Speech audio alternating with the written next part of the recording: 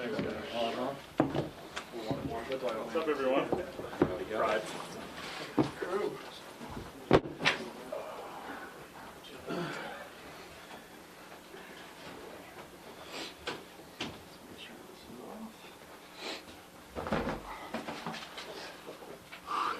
Questions for Carson? Carson, this year you did a Super Bowl champion. The NFL Network does a show on Super Bowl champions. And this was the first year, I believe, that two quarterbacks were featured in the piece, you and Nick. Can you talk about that experience and what it's going to be like in the room this year? It is going to be unusual, obviously. I mean, just to talk about my relationship with Nick in general and just last year how it all unfolded. Obviously, it was pretty different, but pretty special. You know, I think him and I know it's been well documented, but we've been so close ever since he first got here and just developed a real friendship, real relationship, more than just a working relationship, a true friendship between me and him and really Nate as well. Really special room. So to go through that experience last year was pretty cool. It's pretty cool, and I think the way that they're going to document that will be pretty cool as well. Where are you as far as your rehab? Are you able to run, and what kind of running are you doing? Yeah, so we've started, and I'm not going to get into real specifics with rehab and everything, but we started the running progression and all of those things. So I'm feeling good. I'm feeling good with where I'm at and just trying to stay the course. But like I said in the early or late last season, I mean, it's such a fluid process. It's so hard to put a time frame and a timetable on these things. I wish I knew as well, but things are going well, and I'm happy with where I'm at. Doug told us he's encouraged by your recovery so far. Do you feel the same way? Do you feel like you're on track? Yeah, for sure. I feel very good. Like I said, starting the running progression. You guys saw me weeks ago. I was throwing and everything, and so just to start being able to do a lot of those things again is a good sign. How hard is it for you? To not try to do too much as bad as you want to get back and just kind of do what they're telling you. Yeah, it's part of it. I mean, it's part of the process of, if something feels really good, I'm like, all right, let's do it. But you just got to stay the course. And, I've seen, you've seen the horror stories of people coming back too soon and those things. So I can assure you that I'll be smart about it. Carson, there's always Super Bowl attrition in this league. Part of it's on the coaching staff here. Two guys you work very closely with, Frank and John, are no longer here. How do you think that sort of change is going to be? Yeah, I mean, on a personal level, I loved Frank. I loved Coach Flip. They were awesome. They were also awesome coaches. They did a tremendous job. But I feel like we have a luxury in being able to replace them with Coach Groh, who I think will do a tremendous job. Who did a great job last year. Working with the receivers, and then Press Taylor. I'm extremely excited to work with him.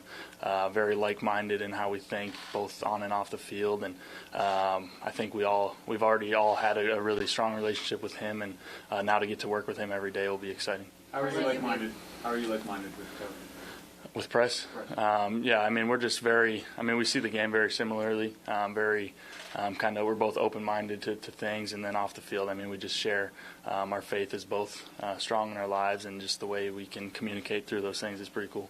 Carson, you mentioned your close relationship with Nick Foles. What have the conversations been like in this short off-season about what next season or what this upcoming season is going to be like? Yeah, I mean, honestly, a lot of our conversations have just been about life in general. I mean, I know he's been on a whirlwind, and I've been rehabbing, and I know he's enjoying as much time as he can with his daughter and his wife and everything. So I haven't talked a lot about the upcoming season and all those specifics. Those will come and take care of themselves. Carson, you were an MVP candidate, and you had this team rolling into the playoffs, and you weren't able to be on the field for the Super Bowl. How did you get over that, and how much maybe does it fuel you and have an extra hunger in you? Yeah, I know we talked about it last year at the end of the year, but I mean, it was definitely a challenge. It was a challenge just knowing where we were at in the season and then going down. And I learned a lot about myself. I learned a lot about just humility and just trusting the Lord in the process. That's where my faith really came evident in my life, and just trusting that God had a plan for it. And Nick got his opportunity through it as well, which is really cool. So my faith really helped me through it without a doubt. You mentioned the humility. I know you've been really happy for Nick's success, but is there an ounce of jealousy seeing him be the Super Bowl hero? You got to fight that. I mean, it's human nature, to want to be that on that podium, to be that guy. You grow up wanting to do that as a kid, but to not be able to be up there, I wouldn't rather have anybody else be up there than Nick. Carson, do you feel like you're chasing your first ring, or do you feel like this is going after number 2? I believe we won the Super Bowl last year, so. You just watched your teammates win a championship in the past without being on the field. How did that experience help you prepare for this? Yeah, my college days were obviously very different. I was the true backup those first couple of years, and then my senior year I got to kind of see it from started for a while, then was hurt, but I got to come back and play in the national championship. So all of those moments kind of just prepare you for what to expect and how to handle the situations. And again, it's never easy, but you get through it. You mentioned Coach Grove earlier. Talking to the receivers last year, they always said that he helped them see the game through the eyes of a quarterback. So now with him as OC and as a former quarterback, how important is it to have that transition? Yeah, that'll be good. Obviously it's just been 2 days of meetings so far, but just even going back to last year, just talking through plays and schemes with him, you can tell he gets it. You can tell he understands it extremely well, and he, like you said, he sees the game like a quarterback as well. So I know that helped us tremendously in building those relationships with the receivers and the chemistry last year, and we just look forward to that continuing. The past 2 months when you've been here rehabbing, I assume other guys have been here rehabbing with you and everything. Yep. Has that kind of pushed you guys along, and do you think, in your mind, do you have like a time frame on when you want to be back or when you think you might be back and all that? Yeah, the first part of the question, without a doubt, having Hicks, Maragos, JP, all the other guys around that are recovering from surgeries. It was unfortunate that everybody obviously was injured, but to come in and see those faces every day, almost have some friendly competition in there at times, or just to motivate and encourage guys, because it can be tough. It can be tough. Rehab alone is tough. It's a long process, and doing it alone is never fun. So it was definitely good to have those guys around, and still as we keep going through this, we're all still in there together. So it's a bad thing to have, but it's good for us on personal levels. And last time we spoke, you mentioned week 1 as your goal, and you said you believe you do there week 1. Is that still the way you're thinking now? Yeah, that's still the goal. Do you need to play in the preseason? What's that? Do you need to play in the preseason? I don't think so. Doug was saying he spends a lot of the mornings looking at film of other offenses and tweaking the offense. What are you doing personally from a film studying perspective this offseason? Yeah, this offseason, I was obviously here quite a bit rehabbing, so I was in here watching a lot of tape from last year, trying to think of really just watching our tape, see where we can improve, see things that we can tweak or do better, and just writing a bunch of notes down and really just trying to analyze everything that we do well and that we can improve on. Carson, is there like your style of play? You have a specific style of play, and there's been speculation you might have to change the way that you play. What's your take on that? And is that? Yeah, first of all, there will always be speculation. That's just part of the business, but I'm not going to change. I think I'm always going to learn. I know even from first year to second year, I thought I learned quite a bit on how to protect myself, and then going back and watching again, there's things to just keep learning from. But as far as overall changing my style, that's not going to happen. When you are ready to play, while you might have, while your knee may be healthy, you probably won't have the same kind of mobility, at least initially, that you had the last couple of years. Will that kind of change your approach this offseason in terms of, kind of preparing to be more of a pocket passer initially? I guess we'll see when the time comes. I believe I'll be fine. How did you use the rehab time to change your body? Yeah, obviously with all the extra rehab and not being able to run and do a lot of things early on, you really just got to focus on some different things. And I got to do a lot of seated throwing and try and build my arm strength and to really take care of my upper body more than I have in the past. But it's been an interesting process not being able to get that true conditioning and that rehab in. But it's exciting to kind of start easing into the running and conditioning stuff. Have you made measurable gains, strength-wise or muscle mass-wise? Yeah, no, I feel good. I definitely feel working with the strength guys. Like I mentioned, we had some friendly competition stuff in there with the other guys that were rehabbing, and definitely feel I've made some strides there. Carson, this time last year, we were talking about 7-9, and you said 7-9 will never be good enough. Now Doug is talking about the words "the new norm," and that being an expectation. Is that an added layer of pressure? How do you respond to the notion of the new norm? I don't think it's an added layer of pressure. I'm kind of wired like Doug in that I expect, to succeed, and I expect, winning seasons, and I expect those things. That's just how I'm wired. But I think a lot of it from last year, the new norm is kind of just who we were as a team. Not so much just the winning and the Super Bowl and all that stuff, but the culture. The new norm for the culture, the new norm for how we practice, how we approach each day, how we care for our teammates. I think there's a lot more that can be unpacked with that phrase, the new norm. You guys had a great year, offensively. You're great on third down, great in the red zone.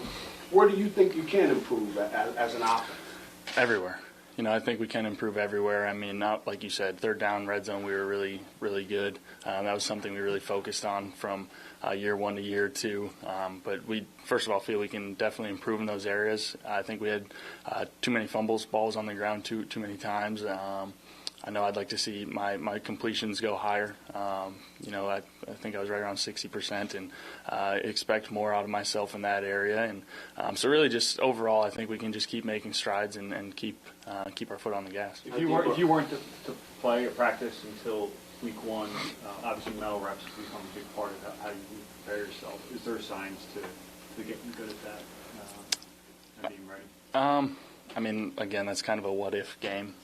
We'll see what happens. But like I said, I mean, I've been through it in college. I sat out 8 games my senior year of college and came back in the championship. So mental reps, all that stuff is obviously important to be a part of it and be engaged. But the nice thing is it's not a lot of turnover offensively as far as new pieces. It'll be similar faces out there, and the chemistry's already there, and the playbook isn't really changing. Obviously there'll be tweaks. So mental reps will be big, but again, that's kind of the what-if game. So we'll see how that shakes out. As a follow-up to that, there have been a few changes. Obviously, Torrey Smith, Trey Burton, Garrett Blunt. How do you see the offense being different and those roles being filled? Yeah, we'll see. We'll see. I mean, that's the exciting part of this time of year is we get to go out there and see what some of the new guys can do, see how we can replace a guy like Trey Burton or LeGarrette Blunt or Selleck and guys that, or Torrey, or guys that will miss both in the locker room and on the field. But, you bring in a guy like Richard Rodgers. I'm excited to see what he can do. Mike Wallace, excited to see him roll down the field and just see what these guys can do. And like I said, I don't know the answer quite yet, but we don't expect to change our offense or change our mindset or change our approach. We believe we get the right guys that kind of fit our mold. Do you find yourself kind of playing that game like you're telling us, speculation, we don't know, but do you find yourself kind of looking at the calendar and counting the weeks and figuring it all out? I really try not to. Honestly, I really try not to. I just try and take it, one day at a time. And some days that's easier said than done. But, you look at the big picture at times. But right now I'm not going to rush it. I'm going to be smart. I'm going to do everything I can to be back out there and just take it one day at a time. Carson, last year you invited some guys up from North Dakota. Even though you're not 100%, are there ways you can reinforce that leadership, reinforce that camaraderie? We'll see. We'll definitely see. There's conversations. This was about the time of the year last year when we started making those plans. So those conversations will be coming up probably sooner than later. How deep are you into wedding planning? Let's not talk about that. I think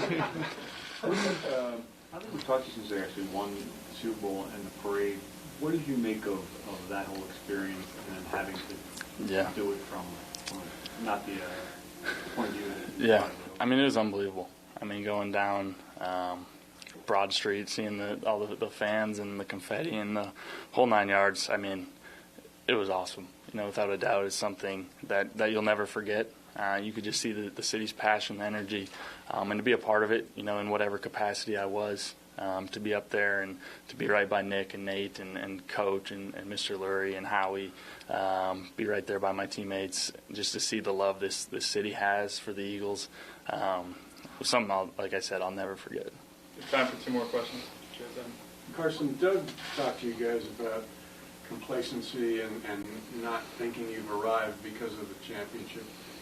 The fact that so many key players were hurt and have that motivation, including yourself coming back, do you think that's helpful in battling complacency?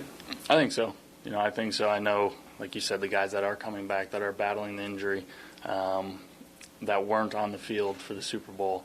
I know for myself and, like Hicks and Maragos, Jason Peters, it didn't sit well with them either. You know, as much as we love our teammates and we're excited to see it, we wanted to be out there, and we definitely know that'll kind of kick things into gear. And I don't think the complacency would have been an issue regardless, but I think that'll definitely help.